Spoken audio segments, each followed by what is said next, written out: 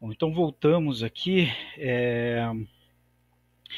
Vou iniciar aqui, depois de vários problemas e várias reuniões, consegui voltar para terminar a aula de teoria dos orbitais moleculares, né? Então, a segunda parte aqui da teoria dos orbitais moleculares, né? Então, aqui vamos trabalhar com os orbitais P, mas antes de entrar nessa parte aqui, eu queria abrir o livro do J.D. Lee, né? Então, aqui está na página 49 do J.D. Lee, e aí sobre a formação dos orbitais moleculares, né? Aqui tem um esquema um pouco melhor, ia colocar nos slides, mas ia ficar muita coisa também nos slides, né? Mas tem aqui no livro J.D. Lee, né? E algumas figuras também que estão nas transparências, nos slides, são do J.D. Lee, né? Então aqui nesse caso nós temos, assim como na TLV, nós temos também a interação entre os orbitais P e os orbitais S, né? Assim como os PPs, o SS, assim por diante, né? Então tem a interação entre os orbitais, e no caso da TLV é só uma sobreposição de, é, de orbitais. É, Mas, por outro lado, na teoria dos orbitais moleculares, nós temos aqui, além da sobreposição, a interação entre os dois orbitais, né, para formar os orbitais moleculares, e uma nova configuração. Então, aqui, no caso, os pontos pretos aqui nesse diagrama é o núcleo dos átomos, tá certo? E esses círculos aqui estão representando os orbitais. Então, o orbital P tem dois lóbulos, tá certo? Uma parte positiva e uma parte negativa. E aqui o orbital S ele pode ser ou positivo ou negativo. Aqui está sendo representado a função de onda positiva, tá certo? Se as funções de onda aqui, a parte positiva do orbital P interagir com o orbital S positivo também, vai formar um orbital ligante aqui, tá certo? Onde aumenta a probabilidade de encontrar o elétron entre os núcleos positivos, tá certo? Esse valor positivo aqui é só o sinal da onda, tá certo? Não é carga isso aqui, ok? E aí é formado aqui uma interação sigma, né? E um orbital ligante. Por outro lado, se o orbital P, né, a parte negativa do orbital P interagir com a parte negativa, então, no caso de função de onda, os opostos aqui, os sinais opostos, eles vão formar aqui um orbital antiligante, tá certo? Como a gente viu lá naquele gráfico que eu passei para vocês da função de onda, né? Então, a função ela pode ser positiva ou negativa. Se você tem uma função positiva, né, e o oposto negativo, a somatória mais um, por exemplo, e menos um, vai dar zero, tá certo? Então, a mesma função, só que sinais opostos. A somatória dessas funções, se tiverem o mesmo valor, vai dar igual a zero. E por isso que é formado aqui um nodo, né? Ou seja, uma região onde a probabilidade de encontrar o elétron é zero. E isso faz com que a ligação seja quebrada, e por isso que é formado um orbital antiligante, certo? Se a gente avançar aqui na página, né, nós temos, esse aqui vai ser importante para a gente, a interação PP, tá certo? Dois orbitais P. Então aqui no caso está sendo representado, né, o PX, e aqui no caso com sinais iguais. Então a aproximação aqui do sinal positivo e positivo das ondas, se os sinais foram positivos, haverá uma interação construtiva e haverá a formação de orbital ligante, uma ligação sigma e orbital ligante, tá certo?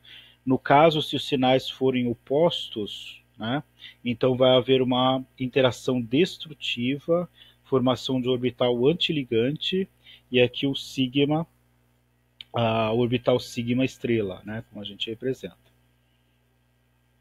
E os outros orbitais, por exemplo, PY ou PZ, né, se houver uma interação, vai ser acima ou abaixo do eixo, tá certo? Do eixo aqui onde estão os núcleos dos átomos, tá certo? Então, se houver aqui uma interação entre esses orbitais, se os sinais, os dois acima, né, forem iguais e os dois abaixo forem, consequentemente, vai ser igual também, haverá uma interação construtiva aqui e a formação de um orbital ligante, tá certo? E esse tipo de ligação é o tipo de ligação π, né? Seria uma ligação dupla ou uma tripla, né?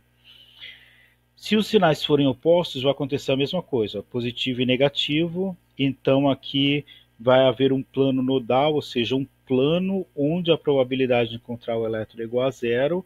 Então a formação do orbital vai ser um orbital antiligante, chamado aqui de π estrela, certo? Então, vamos retornar lá para nossas transparências. Então aqui tem a representação, né, da formação dos orbitais P, né? Aqui, ó, vocês podem ver que aqui ele está chamando de PZ, né?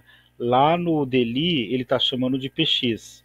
Então, geralmente na nossa mente cartesiana, né, geralmente se está no mesmo eixo, né, a gente sempre acha aquele eixo como X, né? Entre numa linha tem o eixo X, né? Na mecânica quântica é utilizado o PZ como aquele eixo, mas tanto faz, né?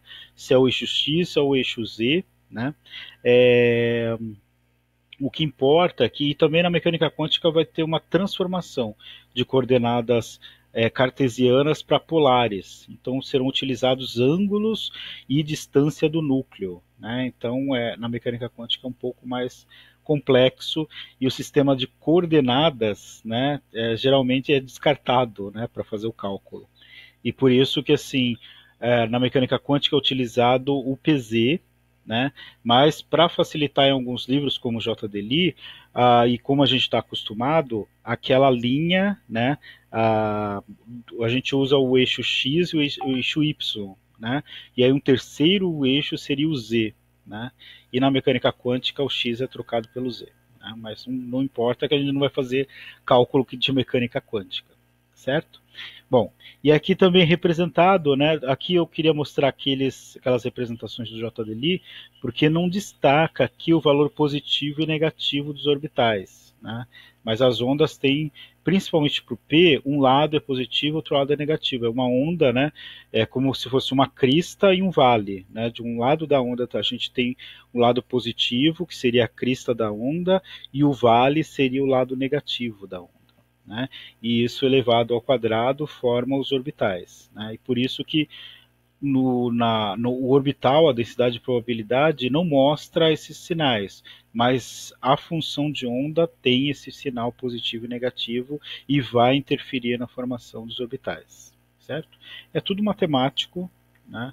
Mas funciona, né? Funciona já faz um século que a mecânica quântica funciona e não estaríamos falando aqui via computador se não fosse a mecânica quântica, né? Então aqui nesse caso as interações aqui, né, elas podem ser construtivas, formando os orbitais ligantes, né, ou os antiligantes. E aqui no caso a gente tem a formação da ligação sigma, né? Então aqui no caso orbital ligante sigma 2p, e aqui no caso orbital sigma estrela 2p, que seria o orbital antiligante. E aqui no caso os orbitais paralelos, né? Então aqui no caso formarão também orbitais ligantes de menor energia e antiligante de maior energia, certo? Na subcamada P nós temos 3 orbitais, então por isso que agora vai complicar um pouquinho, né, esse sistema de orbitais, porque além dos orbitais S, nós temos orbitais P, que tem 3 diferentes maneiras aqui de interagir, certo? Bom, se passarmos aqui para aquela análise inicial, né? Por que a TLV não consegue explicar a formação aqui, né, da molécula de oxigênio, né, o gás oxigênio, e pela TLV o gás oxigênio seria diamagnético, né? Por que isso aconteceria? Se fizermos a análise de TLV, né, então pegamos um átomo de oxigênio, né, então a interação aqui é só sobreposição de orbitais e um átomo doa para o outro um elétron para emparelhar os elétrons, né, para formar as ligações. No caso do oxigênio, tem dois pares de elétrons isolados e duas ligações, uma ligação sigma e uma ligação pi, certo? Se fizermos a distribuição eletrônica para um átomo de oxigênio, temos essa distribuição eletrônica, a camada de valência 2s2, 2p4. Na distribuição nós temos essa configuração aqui, e aqui nós temos dois elétrons desemparelhados. E aqui no caso entraria os dois elétrons dos outros dois átomos, tá certo? Nesse caso aqui, como eu disse para vocês, uma ligação é sigma e outra ligação é pi, né? Então, a ligação sigma participa da hibridização e a ligação pi não participa.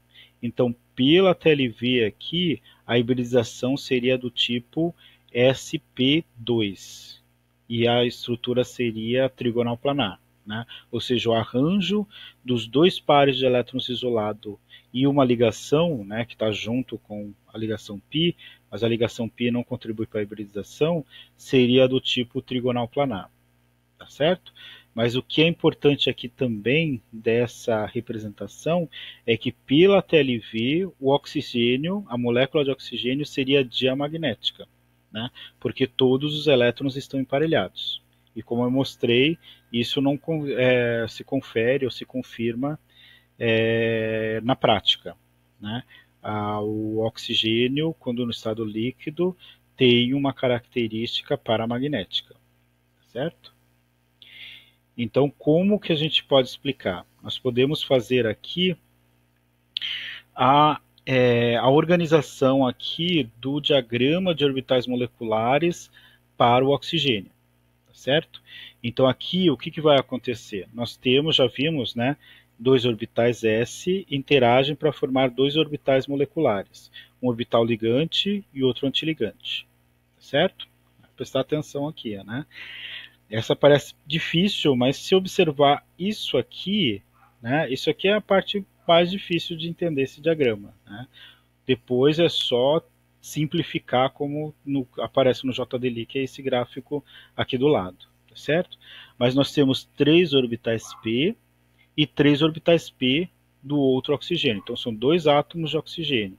Vão se juntar, se são 3 e 3, vão formar 6 orbitais moleculares, né? 3 orbitais ligantes e 3 orbitais antiligantes, certo? Então, aqui nesse caso, para o oxigênio, a gente vai ver que há uma diferença entre os átomos mais leves e mais pesados. Mas para o oxigênio, fixar no oxigênio aqui, né? Aqui nós temos de menor energia, né, o orbital de menor energia é o sigma 2p, tá certo?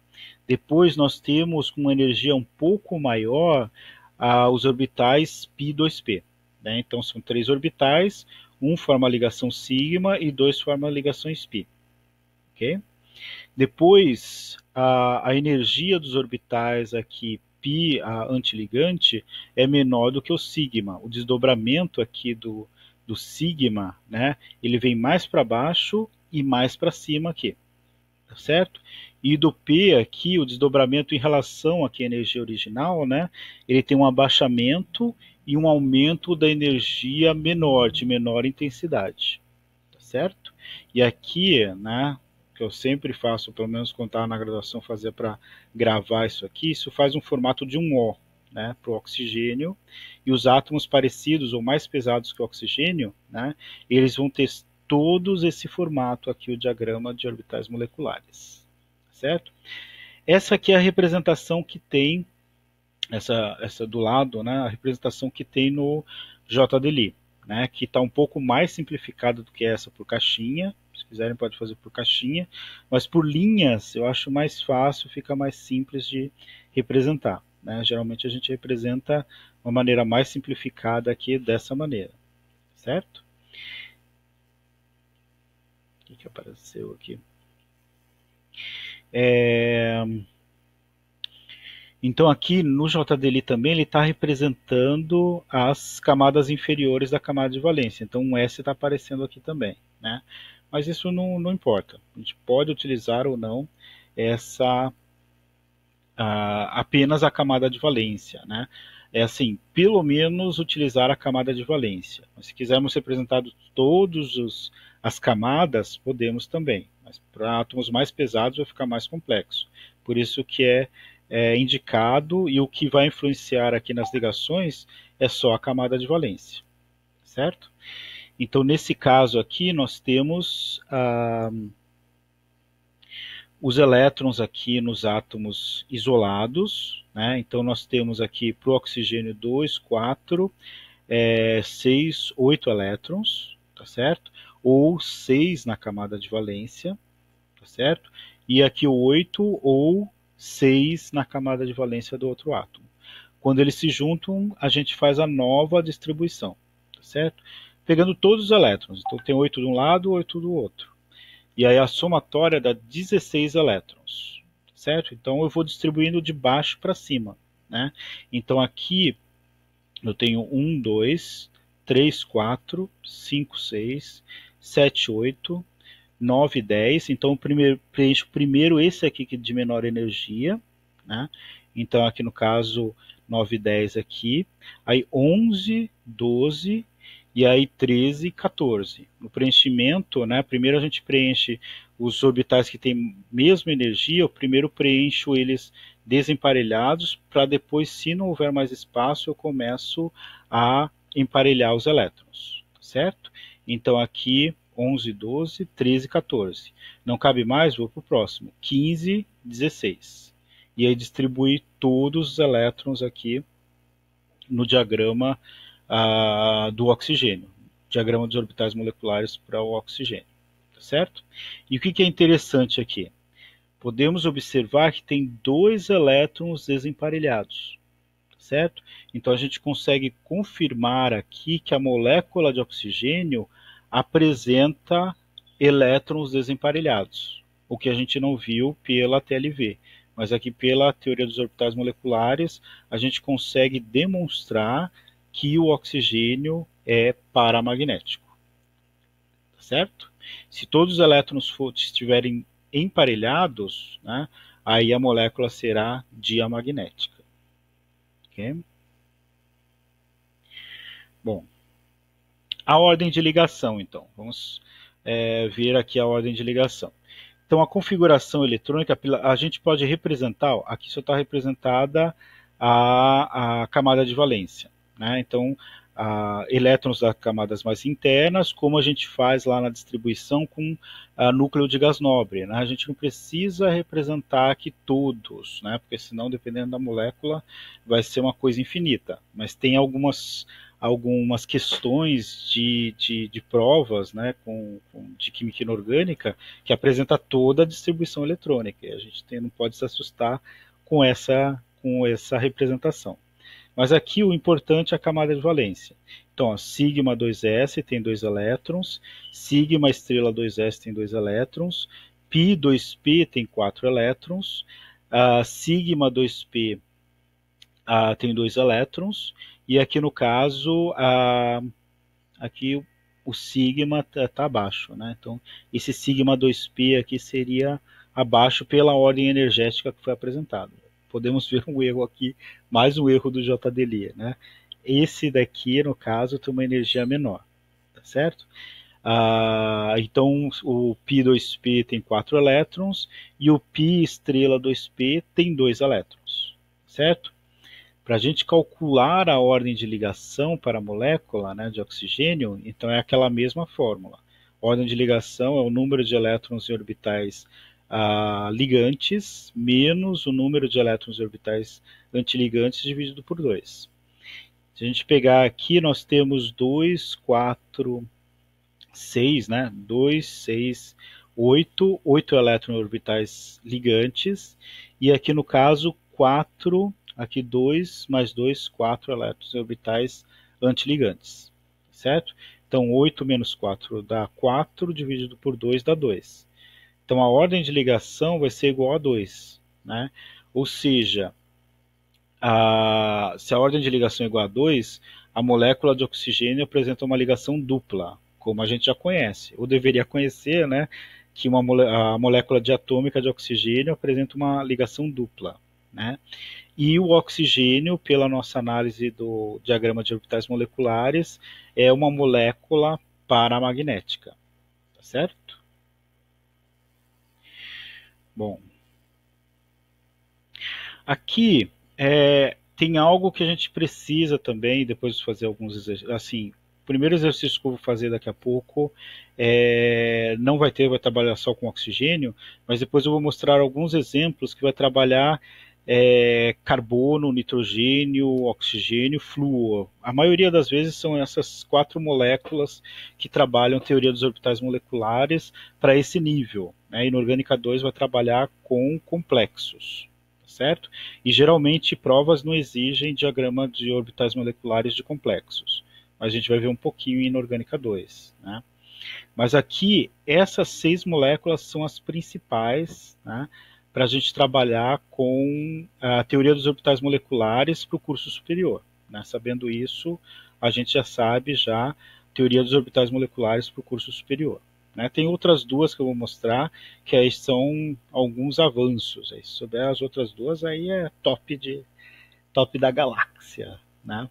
Bom, o que vai acontecer aqui no diagrama de orbitais moleculares? Tudo isso é calculado matematicamente por computador, tá certo? Mas há uma explicação teórica para as diferenças entre os orbitais moleculares dessas moléculas diatômicas, certo? Então, o que a gente pode observar aqui? A única diferença é que esse orbital aqui, sigma 2p, né, para as moléculas mais leves, então a B2, C2 e N2, né, então moléculas diatômicas ou mononucleares aqui, mais leves, né, no bloco P. Então, isso aqui, o que vai acontecer?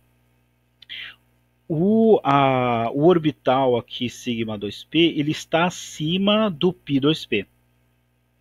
Tá certo? Essa é a grande diferença, né? Então aqui, para eu gravar, né, eu sempre fazia, como se estivesse formando aqui, né, 2 cavaletes aqui, formando um N, né? Então a família do N para baixo é esses dois formatos aqui, tá certo? Subindo, descendo, subindo e descendo, como se estivesse escrevendo N, né? Para o oxigênio, eu imaginava, para gravar, porque tinha várias provas, né, disso, para gravar acima do oxigênio formava um O aqui, certo? Entre os orbitais, ok? Mas aqui o que está acontecendo? Nós temos aqui na camada de valência sempre vai ser 2s e 2p, tá certo? Então os orbitais s formaram 2 orbitais, não vão mudar, né, de um diagrama para o outro. Os orbitais aqui antiligantes, também P, também não vão mudar, são todos iguais, certo? Apenas o que vai mudar são os orbitais ligantes, né, 2P, ok? Então, para o N2, ou abaixo do N2, né, N2 e abaixo do N2, o orbital sigma 2P tem uma energia maior do que os orbitais π2P. Certo? E aqui inverte isso para as moléculas aqui do oxigênio e acima do oxigênio. Os orbitais π2p têm uma maior energia do que o orbital sigma 2p, certo? O resto continua a mesma coisa, então não muda muita coisa. O que muda é a energia, né? Se a gente comparar um com o outro, a energia, mas assim, a configuração vai ser a mesma, né? Só muda esse orbital sigma 2p, né? Que nas moléculas de menor massa, né? A gente pode ver por esse lado, tem uma maior energia, sigma 2p, e para as moléculas maiores, aqui mais pesadas, o orbital sigma 2p terá uma menor energia, certo?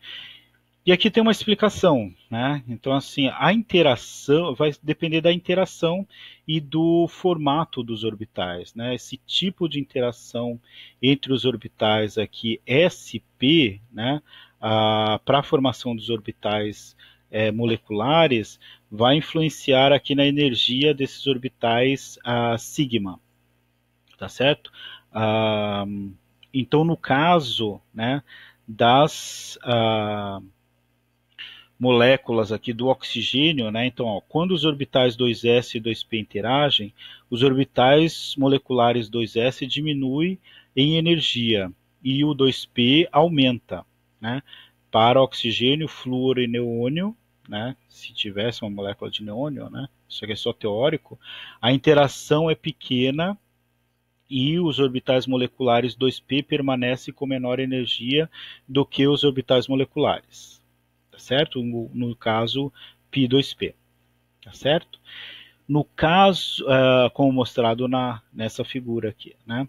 Então, aqui no caso, para as moléculas B2, C2, N2, a interação 2s e 2p é grande, né? O suficiente para que os orbitais moleculares sigma 2p aumente acima dos orbitais moleculares π2p, tá certo? Como mostrado mais à direita, ok? Então, nesse caso aqui, nós temos uma diferença energética aqui. Então, as interações aqui dos orbitais s e p, né, vão influenciar no aumento da energia do 2p aqui, né, por exemplo, das mais pesadas, e aqui haverá um distanciamento aqui, ó, 2p e 2s, tá certo? Então, aqui essa interação aqui de repulsão aumenta e diminui as energias aqui dos orbitais, né? No caso aqui, as interações das moléculas mais leves é uma interação maior, vai haver uma maior repulsão e vai haver uma distorção aqui da energia desses orbitais, e por isso que eles são diferentes. Então é uma explicação, né? É difícil de digerir essa informação, mas na prática é saber que tem uma diferença entre os diagramas ah, ah, moleculares. Eu sei que num primeiro momento esses diagramas assustam, né? Mas teoricamente, pelo menos relatos de alguns alunos, falaram que acharam mais fácil ter a TOM do que a TLV, né? Mas talvez é porque não trabalharam muito a TLV. Na realidade, os dois não têm muita dificuldade. Se esforça no que é mais difícil, acaba sendo mais fácil, né? Então, exercícios que a gente precisa fazer, certo? Eu vou resolver também alguns com vocês. Espero que fique mais claro, né? Bom, e aí para a gente resumir, esses vídeos estão muito extensos, mas é química inorgânica, né? Depois vocês dão um feedback, semana que vem a gente tem aula presencial, eu vou passar alguns exercícios ao vivo e a gente discutir as dificuldades, certo? Mas resumindo então aqui, né? Se a gente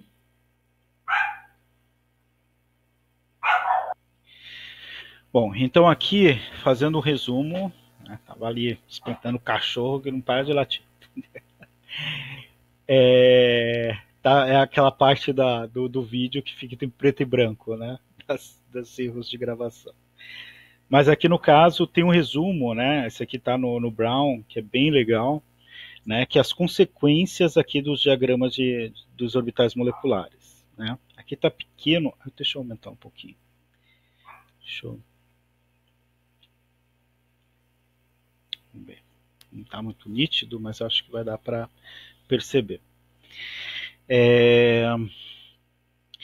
Aqui no caso nós temos, né, todos os orbitais de novo, né, das moléculas básicas, né, as principais, né, o diagrama Então essas 6 que a gente precisa aprender, né, não vai passar muito disso. Tem outras heteroatômicas, né, que eu vou passar para vocês, mas é difícil, tem questões, tem concurso, essas daqui é o que precisa saber.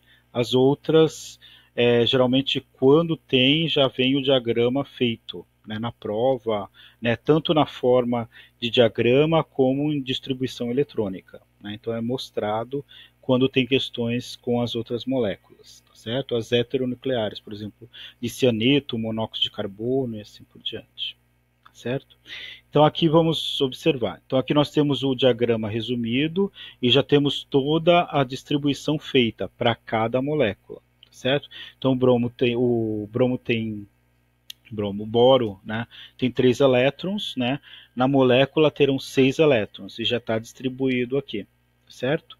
Aqui também para o carbono tem 4, né? Então a molécula diatômica vai ter 8 elétrons. Aqui 10, 12, 14, 16, tá certo? Então os elétrons distribuídos bonitinho. Se nós fizermos o cálculo, né, da ordem de ligação, por exemplo, para o boro, número de elétrons e orbitais ligantes, então 4, né, menos o número de elétrons e orbitais antiligantes, 2, então 4 menos 2 dá 2, dividido por 2 dá 1. Então a ordem de ligação é igual a 1. Se fizermos aqui para as moléculas, né, sem carga, né, tudo bonitinho, a ordem de ligação do B2 vai ser 1, a ordem de ligação do C2, né, uma molécula hipotética que tivesse apenas 2 átomos de carbono, né, a ordem de ligação seria 2. Para o nitrogênio, uma molécula que existe, né, a ordem de ligação é 3, a ligação é tripla. Né. Para o oxigênio é 2, para o flúor é 1, então essas 3 elas realmente existem. Né. A carbono é muito mais complexo, ele vai querer se ligar com muito mais átomos, né, não só 2 átomos de carbono. Tem o carbeto, né, essa molécula existe, né? E o boro também, essa molécula não existe, é só teórica, né? Mas se existisse, a ordem de ligação aqui entre os átomos de boro seria igual a 1. E aqui no caso o neônio, a ordem de ligação é igual a 0, ou seja, não há ligação entre átomos, entre gases nobres, tá certo? Bom, o que a gente pode aqui fazer a comparação? Aqui é dado a entalpia de ligação, ou seja, a energia de ligação aqui entre essas moléculas, tá certo? E a gente pode, calculando a ordem de ligação, podemos chegar a algumas consequências, mesmo não tendo esse valor. Aqui é dado o valor, né? Mas podemos chegar a consequências sem esses valores, né? O comprimento da ligação também, ó. Aqui no caso é 1,59 para o B2, 1,31 para o C2 e 1,1 para o N2 e assim por diante, certo? E aqui no caso o comportamento magnético, o B2 paramagnético, C2 N2 diamagnético, o oxigênio paramagnético e o F2 diamagnético, tá certo? Que isso a gente pode ver nitidamente, né? As moléculas que apresentam elétrons desemparelhados, apenas o boro e o oxigênio, né? E as outras não apresentam elétrons desemparelhados, são diamagnéticas, certo? Mas quanto à ordem de ligação, certo? Então assim, se eu tenho uma molécula com uma ligação, né, vou precisar de uma certa energia para quebrar essa ligação, certo? Se a ligação for dupla, né, então tenho 2 ligações para serem quebradas.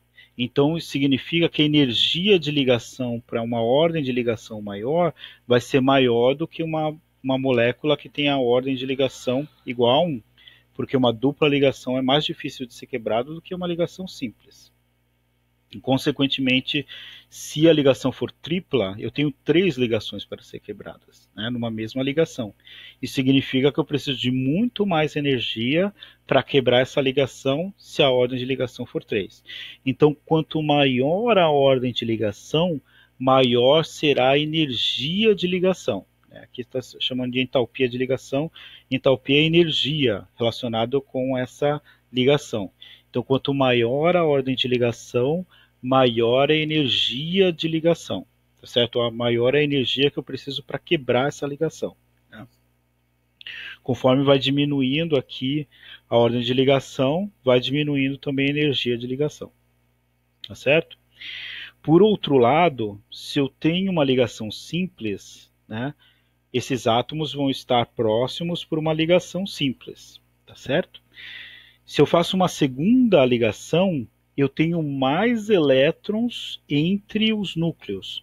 Então os núcleos vão ser mais fortemente atraídos um em direção ao outro, tá certo? E isso faz com que o comprimento da ligação, ou seja, a distância interatômica ou a distância entre os núcleos dos átomos dessa molécula diminua, tá certo? Então, no caso, o comprimento de ligação aqui está diminuindo para o C2, porque tem uma ordem de ligação 2, e aqui, se eu tenho uma ligação tripla, eu vou atrair mais fortemente esses núcleos, e aí o comprimento de ligação vai ser menor ainda, tá certo? Então, o que, que a gente pode concluir? Quanto maior a ordem de ligação, menor a distância interatômica, tá certo? Então, aqui no caso, aumenta a ordem de ligação, aumenta a energia de ligação e diminui o comprimento da ligação, ou a distância interatômica. Tá certo? Essa é a nossa conclusão e as consequências, né,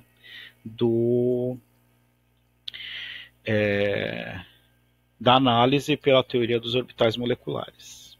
Tá certo? Bom, aqui só queria mostrar, né, moléculas, um exemplo de molécula diatômica heteronuclear, né? Então aqui no caso, o que vai acontecer com essas moléculas? Vai haver uma pequena distorção, né? Então os átomos com maior eletronegatividade vai ter uma estabilidade maior dos orbitais, né? Ou seja, a energia aqui no diagrama vai ser um pouquinho menor do que os átomos com menor eletronegatividade, tá certo? Então vai haver uma pequena distorção, mas num primeiro momento não vai haver aqui grandes diferenças, né? Quando a gente for trabalhar na inorgânica 2, aí vai ter uma grande influência essas distorções, tá certo? Por enquanto, essa ordem, pode observar aqui que o sigma 2p está abaixo do 2p, do π2p, né? Então essa ordem aqui a gente não precisa gravar, né? Porque vai depender da interação e do resultado dessas interações entre os orbitais s, p e tal. Então não precisamos gravar, nem eu sei, né? Precisamos das informações de diagrama. Já as moléculas diatômicas homonucleares, aquilo a gente precisa ter em mente como é feito. Como eu mostrei um exercício anterior lá da UFSCar, né, para a prova de mestrado, lá estava pedindo para desenhar o diagrama de orbitais moleculares do oxigênio, né? Então, para eu desenhar, eu teria que saber que o formato aqui é no formato de um O, né? Ou seja, o sigma 2p e o sigma 2p estrela, né, o sigma estrela 2p, eles estão aqui os mais distantes possíveis, tá certo? Formando aqui um O, né, que é a memória que eu fiz, que isso aqui for que se aproximam do oxigênio, acima do oxigênio forma um O, e do N, ou abaixo de N, forma um N, certo? Bom, então aqui tudo isso está, peguei o material do Brown, né, que está na biblioteca virtual, e do JDLI, tá certo? Capítulo 9 do Brown e o capítulo 4 do JDLI, certo? Bom, então vamos partir para um exercício, né? E é isso.